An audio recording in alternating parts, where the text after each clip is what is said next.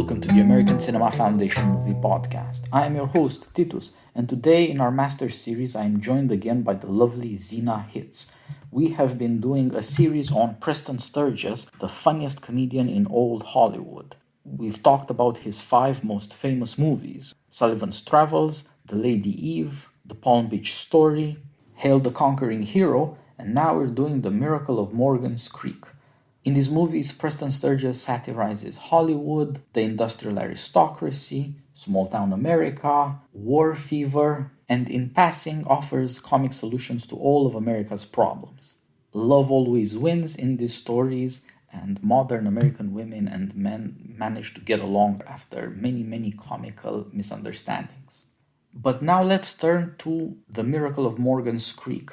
Zina, last time we talked about Hail the Conquering Hero, and this is a natural sequel. They are both about small towns. They are both about Eddie Bracken, this perpetual 4F loser American who's very lovable on the other hand and has certain virtues. And we should pick up on the dark side of Sturgis and the dark side of America. You mentioned that you're intrigued by this capacity Sturgis has in his humanity to show or to glimpse at least certain dark things that we have to deal with, but we shouldn't face head on.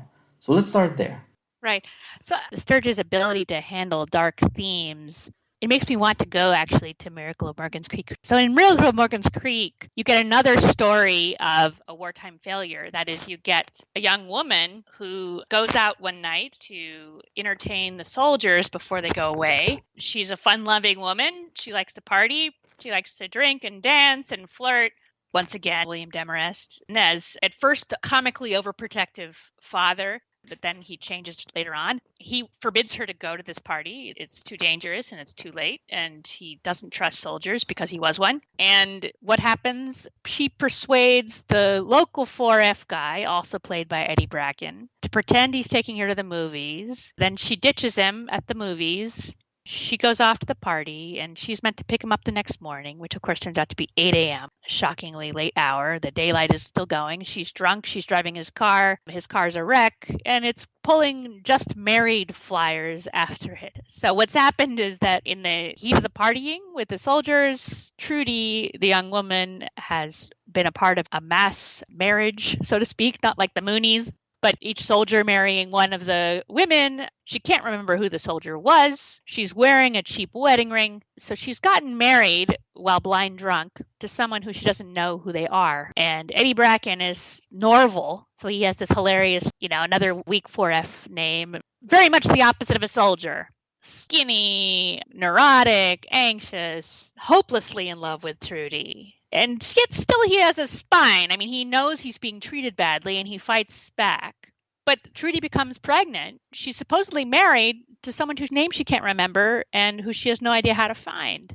This is a dark moment. This woman is left, she's in a position of shame in the community. That is, she's pregnant without having any visible husband. There's no record of the marriage. There's no record of the person. Her father, of course, it's his worst nightmare. It's exactly the thing he wanted to protect. But again, the whole situation, which is really something dark, namely she's been taken advantage of by soldiers. That's never said in the film, but it's evidently true. The marriage is a bit of a whitewash over a seduction of an extremely drunk woman who is not in any position to handle the consequences of being seduced, because she's alone, young, and has no one to help her raise her child, apart from her younger sister and her father. So it's a very dark situation, again, handled delicately, and through the dint of some hilarious turns of plot, she ends up falling in love with Norval, the loser. Norval ends up pursuing these peacetime virtues: determination and duty and courage and loyalty and truthfulness. And by dint of that, wins the girl, wins a commission. He's decked out at the end with a sword and uniform that doesn't fit him properly. And he's the father of 6 children. She has sextuplets, as it turns out. And the birth of these children is a terror to the Axis. So, Mussolini resigns and Hitler loses his mind at the prospect of these 6 boys being born to an American woman. So you have this light patriotic story and a story about being noble in peacetime, hiding over some things that are dark and difficult. But you never quite feel them that way because of Sturgis care with the details. So anyway, it's in that way, like Hail the Conquering Hero, you have stories about people who have failed, a woman who's failed to be virtuous, a man who's failed to be courageous or properly military virtue, and that somehow these failures, these losers, end up learning something important and getting the best things in life. Yeah, that seems to me like the common theme of both these films that is different from the other Sturgis films, and that is a really remarkable, I think, and subtle take on wartime America, to see things from the perspective of the losers. Yeah, I think you're right that there's a lot going on in these stories that says, what is America really like? What are the problems here? How might we deal with things that are unpleasant in a way that leads to a happy end? Both stories show that law and love are at odds. And you could say that if you choose law, you're going to have a tragedy. And if you choose love, you're going to have a comedy. And so this one is, if possible, even more comic and emphasizes a woman rather than a man. Now, as we said, Hail the Conquering Hero deals with the virtue of man, which is primarily understood to be manliness, more specifically patriotism or political manliness, because you might have to die for your country, and you had better really love your mother and your hometown if somebody's going to ask you to die for their good. The virtue of a woman that corresponds to this could be called chastity, but is in fact a somewhat broader concern. The virtue of a woman would have to include homeliness and children. Because again, if you're going to ask men to die for something, it had better be worth their time. And at the same time, you can't go around killing men for nothing or treating women to political requirements for nothing. The next generation survival, hope that life is good, that's got to be a big deal. And so there's a certain virtue required of women. And these are simply political requirements that you can manage to some extent, but you cannot get rid of. If you have a country where the men won't fight and the women won't have children, you run out of country in one generation tops. Them's the facts of life. But Preston Sturges looks at this as a comedian. He's not here to emphasize law, but to achieve the objects of law by breaking the law. Right. He is a man of eros, just like his conquering hero is in fact not a hero. Right. But he is the political man everybody needs, though they can't quite see it. And by the way, there's a hint of this. Turns out that Woodrow is very good at giving political speeches, very good at homey speeches, very good at knowing who the people are, his relationship to them all his life. He's not a con artist, but he does have a skill as a rhetorician that goes together with his actual conduct. And further, he is an inheritor in a strange sense. In one moment, he says, "My grandfather homesteaded where all this city is. My father was a war hero."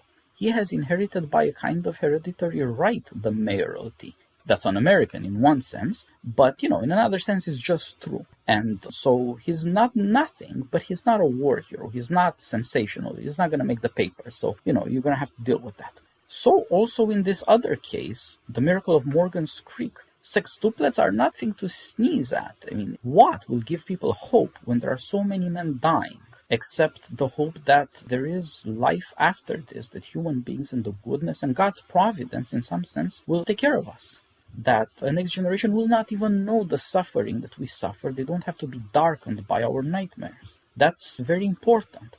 So he somehow manages to get to the fact that this is a shameless woman in Miracle of Morgan's Creek. Trudy is her name, very neatly by pointing out to the good that shamelessness might do, even if it's illegal. And unlike you, I have to say, I don't blame the soldiers so much. If you're young American men who have never been prepared for all the slaughter, going off to war, wanting to get drunk and maybe make love to a young woman who is not only willing but eager, she loves soldiers. Of course. No, that's true. Would you really blame the guy? But on the other hand, you're right. He's living a woman who doesn't have a husband and who has been suckered and who's now going to have kids and who's humiliated. And she's also stupid. She's just a stupid girl. And when you're very beautiful, it's easy to be stupid because you tend to get what you want. Her father, who is a very tough martinet disciplinarian, William Demarest, again, wonderful. Every time he tries to kick one of his daughters, he has a pratfall. That's right. They're very funny, and, he tries to get them out of his lap, but they always sit in his lap. And when you have a daughter in your lap, you're in no position to say no. These daughters, every time they want something, they'll get it. They will laugh or they'll cry or they'll ignore him because, he was a tough guy. And he's an old man now, and he doesn't have a wife. These daughters are the light of his eyes. He's a man of principle, but they give his life meaning, and these girls know it, and like young girls, they're shameless, because they know that their beauty and the fact that they're women means that they can get away with a lot. things that a man might get punched about, not just thrown in jail, a woman could skate over. So it's very smartly chosen. It also reveals something, that women in America have far more freedom than they ever had anywhere else, almost. The girls know it, and the older, who's barely 18, gets herself pregnant and married in this absolutely irresponsible way because she does not understand the facts of life, and in a way it's not her fault. Partly just American freedom and the times of madness of the war. It's patriotic duty to dance with the soldiers, so one thing could lead to another. And in America, you just go to a justice of the peace, as we see in the movie Norval failed to do. He even fails at that, but you just go to a justice of the peace and there are no questions asked because it's the land of the free. So what are you going to do? So the home of the brave, land of the free, between these two soldier marriages are just going to happen. We see them in the papers. War marriages. These are going to be a problem, the story tells us. Indeed. But unlike the editor, the poet Sturgis thinks, this could also be a solution, not just a problem, if you think about it the right way. And so this woman loves the soldiers, and she has all this love of fun. She loves to dance. She loves to have a good time. And she doesn't have a mother to have taught her the facts of life and to restrain her. A father couldn't restrain her because a daughter is what a father has to look forward to in his old age.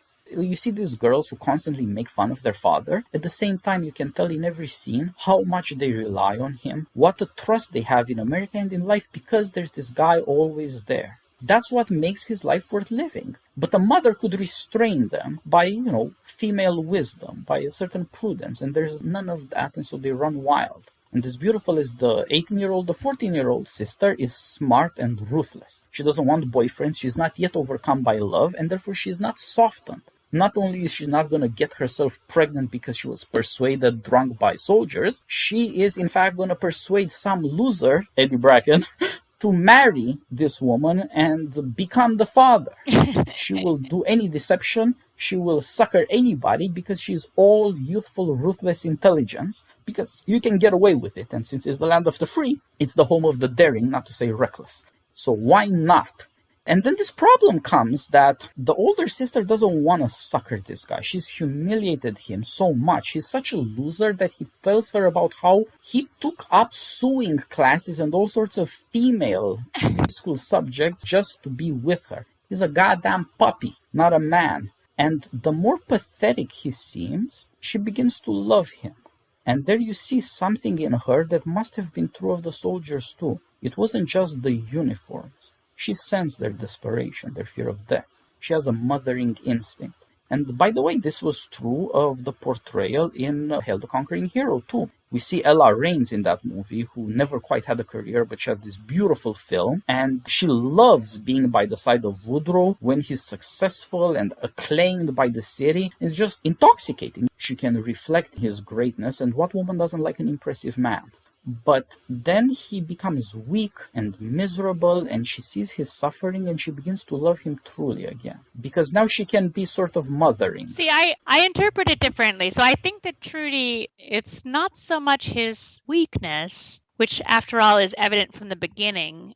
I mean, he's always a weakling. He's always a 4F'er. He's always got the weak chin and the thin hair and the pale face. And he's always hopelessly in love with her. That's how the whole plot can take place. If he weren't hopelessly in love with her, he would never, ever have put himself through this humiliating ordeal of going on a fake date and then being the sort of fake date to cover over her misdeeds. I think what changes is actually her vulnerability. That is, she's suddenly left in a kind of terror. That is, she doesn't, as it turns out, her father, William Demarest, is a stand-up guy. He turns to protect her. He doesn't drive her out of the house. But she doesn't quite know that at the beginning, because he's such a martinet, he's such a disciplinarian, and it's his worst possible fear. It's the thing he's spent every bit of energy he has as a father trying to fight, is one of his daughters getting in trouble in exactly this way. He's a former soldier, so he remembers what soldiers are like, and he can't communicate that to his daughters for the reasons you're suggesting. You need a mother somehow to mediate that. He can't communicate how bleak and ruthless male sexuality can be. It wouldn't be appropriate for him to do it. Someone else has to mediate, and that someone else is not there. there. So Trudy stumbles blind into the trap. I don't want to be too severe on the men, and I think after all in the film, I meant to see William Demarest as someone who somehow keeps the whole thread of manly vice and virtue together. So he's been a soldier when he was young and may have gotten some hapless woman pregnant who he doesn't know who she is. And he also is a protective father, even brutally protective. And then he's also a caring, protective person, right? Someone who accepts what's happened, who sticks by loyally his daughter even when she's done something dumb, and helps her to find her way and supports her in this crazy scheme of marrying Norval. So I don't want to be hard on them, but it is also, I think, you're left to wonder. On the one hand, she seems blamed in the point of view of the film. Well, why didn't she get the guy's name, her husband's name? But you also might wonder, well, why isn't this husband leaving a card with his name and address and phone number and way of contact with the woman he's married, right? Now, maybe he's also just too drunk to remember, or maybe he'd rather that she didn't get in touch. Maybe he's done this before. Maybe the marriage is a bit of a scheme, and maybe it'd be to his interest and in his benefit if it was lost forever. He, after all, gets what he wants and without any of the responsibilities attached. So that's part of the picture, I think, in the background. That's part of the ways that Trudy is reckless in not recognizing this, not knowing this about men. But, she is, after all, 18 years old. And it reminds me a bit of what we were saying about Conquering Hero. That is, there's this darkness of war that gets sentimentalized in the popular culture with these war marriages and this, the boys are going overseas and we've got to show them a good time. And, I've got to give this guy something to come home to. So let's get married. There's a darkness in it, which is, as you're saying, these men are facing death, violent death, away from home. They're facing the prospect of terrible scenes that will haunt them for the rest of their lives if they do survive. Sex and partying, making love to a beautiful young woman, this is all part of the consolations of the soldier, right? This is somehow what makes the prospect of death bearable. But on the other hand, it is not in keeping with civil society. Like, that's not how you can function in a society. You need accountability, you need marriages, you need someone to stick around for the sake of raising the children and supporting the children. And that's all kind of thrown to the winds because of the war, which is on the one hand romanticized, but on the other hand, absolutely destructive to the needs of peacetime society in just the way that we see in the film. So once again, it's Sturgis pointing our faces at something about war that is really disruptive, counter to our fundamental values in peacetime in a variety of ways, but yet with this beautiful, light, poetic touch where all of the possible problems which would be there in ordinary life and which are present in some way, the woman could be totally abandoned, she could be kicked out of the house by her father, she could marry Norval without being in love with him. I mean, this is not an unimaginable prospect, just for the sake of having an income to support her children. Or Norval could be himself a cruddy person instead of a beautiful, loyal, courageous, loving man who will stick by Trudy no matter what, which is what she needs at this moment of her life. She needs that total fidelity, devotion, the prospect of partying. The joy of partying has been instantly sucked away. The worst thing that could have possibly happened to her in a night of drunkenness has happened to her. And bam, all of a sudden she wants peacetime, middle-aged type of life. But anyway, it's wonderful that somehow Sturgis, again, he can show you these things, show you the underside of your mainstream patriotic wartime culture, but in a way that's sweet and gives you hope and makes you admire good things about real people and just gives you the consolation of this fantasy that somehow the loser guy, Eddie Bracken, he's not going to be a loser. He's got all the right stuff. He's going to get the most beautiful woman. He's going to be a father of 6. He's going to get a commission so that the shame of not being a soldier is taken away. He gets the love of the woman, not just her grudging consent. So everything works out. In a way, the ending of Palm Beach Story with the magical twins who solve the problem is kind of Sturgis's stock element. It's always just the problem is magically solved, but you never quite resent him for it because on the way he's shown you some real darknesses and some real resolutions, even if the way they fit together is not quite real. I think you're right. I mean, first of all, comedy by definition requires a certain impossibility. That's what makes comedy comedy. You couldn't get to a solution otherwise. But as you also say, those impossibilities reveal very important two things. They're not made up for the sake of a happy end. The happy end is for the sake of revealing something important about America and indeed about human nature. That beautiful young women and brave young men might have sex has always been the case. And of course, every society has to deal with that problem precisely because, as you say, there are consequences and they are worse for the woman than the man. But in America, women can be as irresponsible or more irresponsible than men. That's part of freedom. Now, you could get very moralistic about this, or you could be a comedian like Preston Sturgis and say, you're not likely to change the character of American women. You could deal with it better, but not likely change it. The sexual shamelessness of the older sister and the intellectual shamelessness of the younger sister are both shameless signs of what American women are like. Now, partly you could say it's because they're out of a job. One reads in Tocqueville that the American woman was not just flirty and spirited, but resigned to the suffering of the pilgrim life. Well, the pilgrim life is over, but you still have young spirited women bred for centuries. You're going to have to deal with it in an intelligent way. Preston Sturgis is pointing to the need for a certain correction to the edification of moral Christian small-town America. By the way, the small-town stories make sense because it was only circa 1920 that the census recorded there were slightly more Americans in the urban than in the rural areas. It was still a predominantly rural or small-town country, and therefore it came with a certain edification that is now, of course, inconceivable. The idea of not having sex before marriage or shaming women who are single mothers. Today, women are lionized for being single mothers. One wonders whether they are happy, but actually nobody asks or talks about it publicly. That is forbidden. It's the new American way, where the old American way was different, and Preston Sturgis pointed out that it needed correction. And you have two obvious possibilities when it comes to correction, and he picks the comic one. He suggests you shouldn't ask too much of people, but offer them some solutions that they are not aware of themselves. You're not going to transform American women into nuns. What you could do is make them a bit smarter. But I don't understand what you think, because of course they're already very intelligent, right? The Preston Sturgis women. I mean, Trudy is remarkable. She's the dumbest of all the Sturgis leads, but she has this younger sister who's cooperating with, who lights up the screen. That's exactly the point. Diana Lynn plays this younger sister who is 14, but she's just, every scene she's in, you can see that she's judging everybody and she's mostly getting things right. People are constantly failing her, right, but not necessarily failing her expectations because she's looking down on them. Right. In fact, she's a mother to her older sister. That's right. Yeah. You're right that Preston Sturgis has these super intelligent women, but that's the point. That is the poetic correction. Right. You need more intelligence in your women and not more submissiveness. Right. Outside of Preston Sturgis movies, this is a rare idea. I see what you're saying. Yes.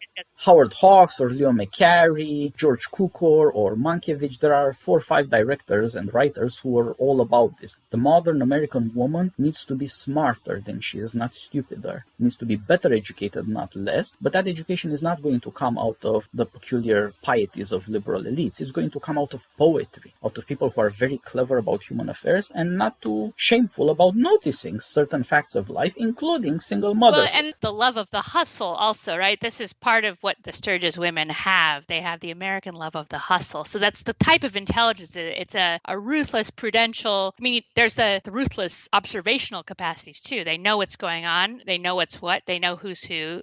They see through illusions, but they're also playing a game to get ahead. So it's interesting. In Miracle at Morgan's Creek, I think you've divided the women into two instead of having these gorgeous, brilliant women like Barbara Stanwyck in Lady Eve or Veronica Lake in Sullivan's Travels, or I've forgotten her name, or Jerry of Palm Beach Story. You get two women, one of whom is a kind of a hard-partying drip, and the other is this brilliant but non-sexual younger sister.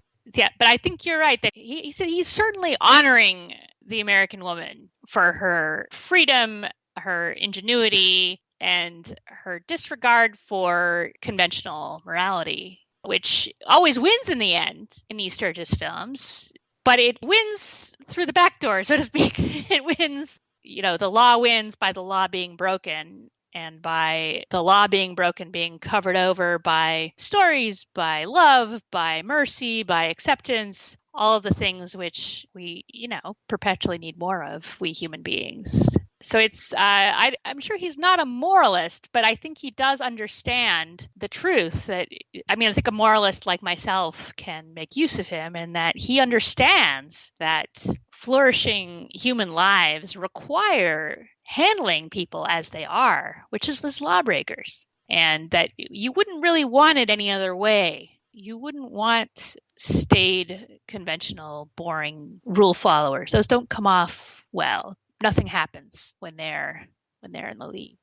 Yeah, that's right. He is a comedian, Right. not a moralist. He is not a stickler. He is not particularly sentimental, but he's neither cynical nor immoral. Right. He's a man very aware of how much corruption there is in America, of the downsides, but he's also amused and sometimes enjoys these things. He understands that our most pious sentiments aren't the whole truth about who we are, and they cannot be the law by which we live. And so you see here that the younger sister, who is all wit and shamelessness, and she's all about encouraging the older sister to use and abuse the sweet but silly Norval, she gets cut out of the plot in the third act. She is there just now to notice and to suffer along. She has to be chastised morally, to suffer her sister's fate by proxy, even though she's innocent of it, because of all her bad advice. She needs to understand that you live the life you have to stick with the character you have, and that there will be consequences in America. You cannot outsmart your way out of everything, whatever you think about how much smarter you are than everybody else. The sisters have to learn to appreciate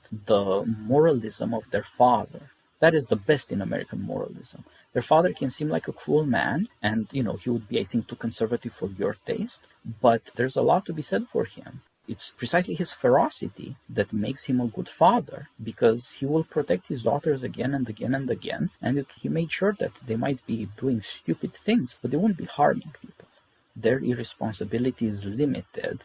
He's not a bad man. You see in the small town the evils of American moralism, the cruelty, the desire to punish people, and how it encourages some very respectable criminals to get what they want under cover of respectability, like the banker who destroys both Norval and this war hero father, who is the town constable. Right. There is an ugly side of moralism. It asks too much and delivers too little to American life. It pretends that good intentions, or the pretense of good intentions, will suffice. Right. But it doesn't. Just like the younger sister has to be taught that you can't be too clever by half all the time, so also there is this other matter. The father has to be taught that all the moralism doesn't succeed. And indeed, he keeps shouting at the girls, "This house isn't paid for." And the smart daughter says, "You say that every day." And he notices, but it doesn't work. Later in the movie, in Act 2, because of the crisis, it's upgraded to twice a day, and the situation is the same. Exhortation, moral exhortation, doesn't necessarily work. You might sometimes need, instead of cruelty or more exhortation, a clever solution to the problem. And so you need an education. You need to show people by their experiences that they could do better, but also have their experiences punish them enough that they learn better. And both the older and the younger sisters, in certain ways, are punished by the events of the story, so that they realize that they should not be as irresponsible as they are in their moral and intellectual respective ways. The father has to suffer for the fact that he was too proud of his moralism, as though that would be enough. But the daughters have to suffer for the fact that they mocked him, and they didn't realize what the consequences would be. Everybody has to be educated, and this is America. You have to let people suffer to some extent, so that they realize for themselves and freely, I screwed up, I should do better. You can't force it into them. Nobody has that authority to tell people, just don't. Right. People will just do sometimes, and then learn to live with it, and therefore the need for comedy arises. Let's say something bad happens. How could you bring it to a happy end? A comedian could do that. Let's say somebody suffers something and does something shameful and is humiliated or loses their reputation. How could you deal with it?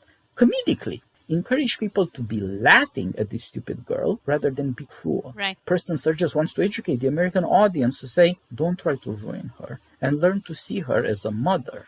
Right. I think that's really interesting to see her as a mother, because I think that there's a bit of it. And I think it's also how I understand the father. It may be one of the reasons why this film is maybe not to the level of greatness of the others. It is great, but maybe not quite to the same level. And I think part of it is that the characters have a second dimension that emerges once the crisis has been made clear. So you have the hard partying Trudy, who becomes the vulnerable mother. And that maybe is a bit of a stretch. We can see it happen, and it's real enough, but the transition point is hidden from us, maybe, a bit more than it should.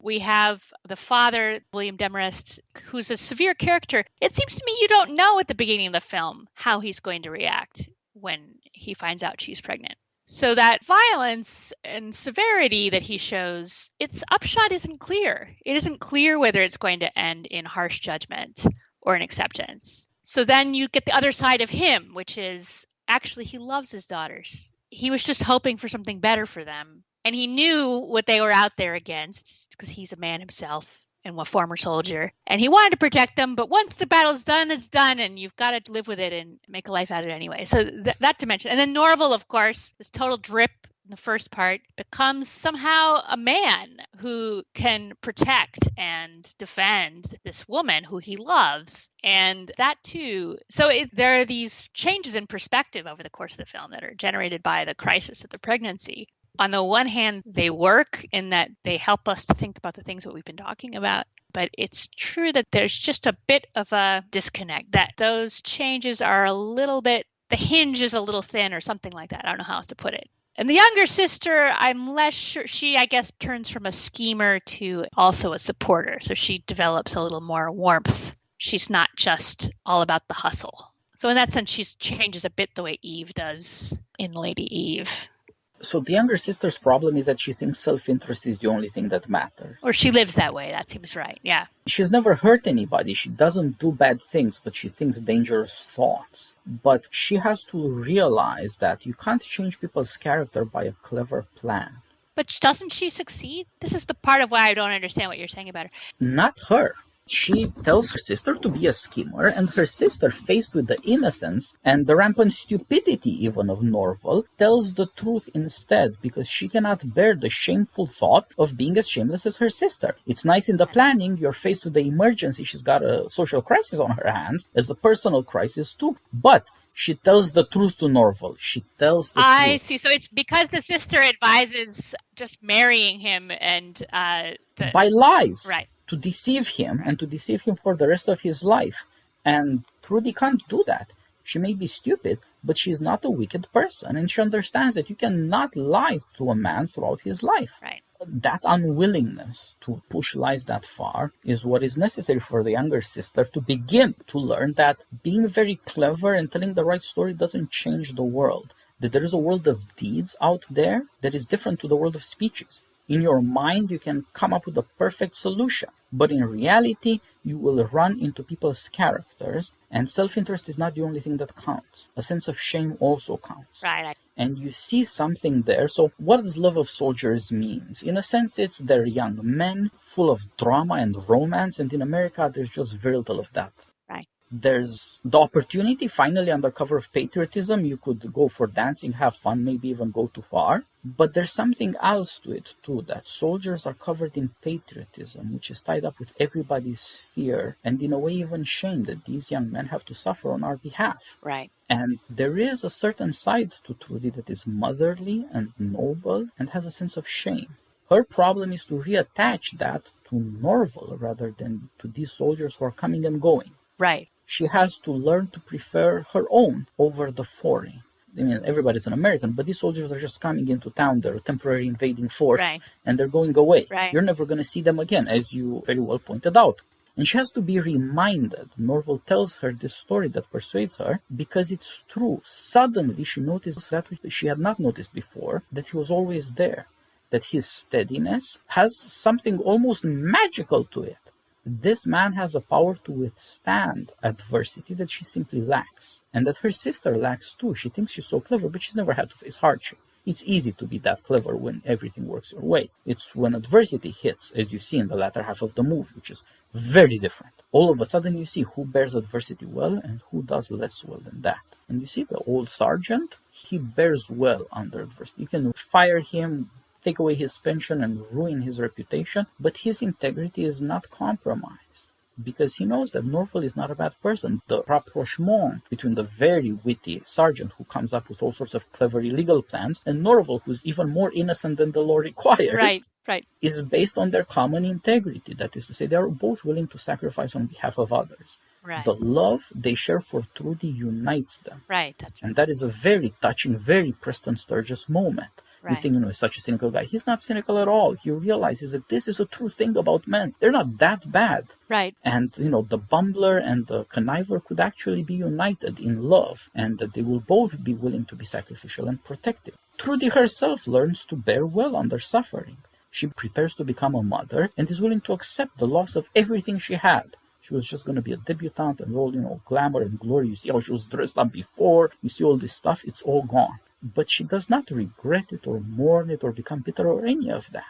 And you see, there were certain resources in her, in that love of the beautiful, that were simply never available because motherhood was always going to be the greatest thing for her. Not having a mother, she didn't realize it. The implication here being that one reason young women obey their mother is out of admiration, that they see how much a mother knows and does and all these things. But she didn't have that, so it took her shocks to realize what it means to prepare for this. So I want to say that it has really helped me in these conversations to see, and I had not seen it so much in Morgan's Creek until now, but in all of these films, the connivers are really heroic. So I don't think I'd understood, and there's this parallel in Miracle of Morgan's Creek between the father, William Demarest, and the younger sister, who are both conniving to help these two hapless people who are incapable of making good decisions for themselves, to help them to find where their self-interest really lies. And it's funny because I think you're meant to think at the beginning, oh, Trudy and Norval are very different. I mean, Norval's a loser and Trudy's beautiful and popular and successful and can do anything. But in fact, they're very similar. They're very innocent, naive, and helpless. They need these conniving family members to get them on track. And that way it reminds me a bit of Palm Beach Story where, Tom and Jerry have got to set things straight for these millionaires who just do not know what they're doing. They're just sort of rolling through life haplessly, and one of them never marries and the other one gets married 100 times and they don't know how to spend their money and they don't know what to do. And they need these hustlers to get them straight. Or, of course, the Lady Eve, which I still think is the pinnacle of Preston Sturges. Barbara Stanwyck is absolutely the heroine. Henry Fonda's life would be worthless without this conniving, lying, cheating, gambling woman to set him straight. They're beautiful stories about how love can transform ruthless, hustling, practical reason, conniving, all the lies and all the deception and all the lawbreaking that entails, and can create beautiful, beautiful things, beautiful stories, real reconciliation. Anyway, it's been wonderful talking to you about these films. So thank you so much. I've learned a lot. I thank you for saying that, Zina. I've also had the chance to think about these things. I looked over my Sturgis movies for this series of conversations. I've had them around for half my life or so, but I never engaged with them in the way we have together now. And I think you're right that you see how Sturgis shows this humanity in America. It's just human nature. In a way, clever people are lowly because they're always calculating self-interest. But in a way, they're high because rationality has a kind of universality. You can figure out problems even if it's not for your own good, if it's for the good of somebody else. But you see a similar ambiguity in morality. In a way, a moral person is like the father in Miracle of Morgan's Creek. You ferociously protect your own and you don't care about strangers. William Demarest will punch anybody who's against his daughter, never mind her own recklessness. But in another way, morality shows nobility. That you're willing to suffer for somebody else, even if it's no good to you, even in sustaining harm. And life is full of uncertainty. You're not going to win everything. You need both smarts and morality. That's a requirement of American marriage because American marriage has a lot of equality and friendship given American equality and freedom. Stuff is going to go bad now and then. You need somebody who you can trust, even when you're not glamorous, even when you're not socially respectable. But in turn, you need somebody whom you can respect, somebody who will not abuse or do wicked things. So you see, all these characters have to face up at some point because of their crisis, that sometimes you will need to get everything out in the open. You can't lie for the rest of your life. Who will you trust? Who will be there for you? These are things that everybody nowadays in America will have to deal with. Now, of course, in closing, we should add that Miracle of Morgan's Creek is the one time when Sturgis points to his old movies. You get The Great McGinty, the story of political corruption, of a demagogue rising in America from bum, literally, to governor of a Midwestern state, of all things. And he's crucial to the plot. Brian Donlevy plays him. He's got his even more corrupt sort of mafioso fixer, Akim Tamirov. And they're very important at the beginning of the third act to get things going. That too shows that there's a certain morality in America. This guy who was, some kind of criminal becomes governor. He was always in a certain way American. He was once criminal, now he's doing dirty, shady deals as criminals in political office do, as we often see in America. But he was in certain ways guided by morality and even public spirit. There's an ambiguity about these things always, but he is not a wicked person or a tyrant because there's a certain strange power to American morality. It's not just that it will take American movies to a happy end. It's that it takes people to lives that are fairly decent. It's underrated, and you can't talk too much about it without being sentimental and so forth. But the point is that it's real, it's there. A certain power to morality that, however clever you get as a writer or director like Preston Sturges, you should never neglect. Yes. So it's a proof that, that's how you should think in America. You might have to cut some corners, but you should always be guided by the principles of American justice. Well, anyway, it's been a pleasure, Titus. And don't forget, you're supposed to buy my book. Titus always tells me, and somehow this time he forgot. He thinks I'm too American and modest, and I need to hustle more for my cash, my advancement in the world. So Lost in Thought. There's a little bit on Preston Sturges towards the end, which is how this whole thing started, writing about Sullivan's travels. So anyway, Lost in Thought, The Hidden Pleasures of an Intellectual Life. And please listen to the rest of our podcast. I think they work best in order. That's my thought. I would listen to the Sturgis podcast in order. We probably should have said that at the beginning of each of them, but there you go. Now that you're at the end, you should know that you should have started at the beginning. Thanks so much, Titus. It's been a real pleasure. Well, Zina, I believe we have proved to our audience that you yourself are like a Preston Sturges leading lady, having learned your lessons, doing more for yourself, and also helping out America. It's all to the good. Well, yes, it's true.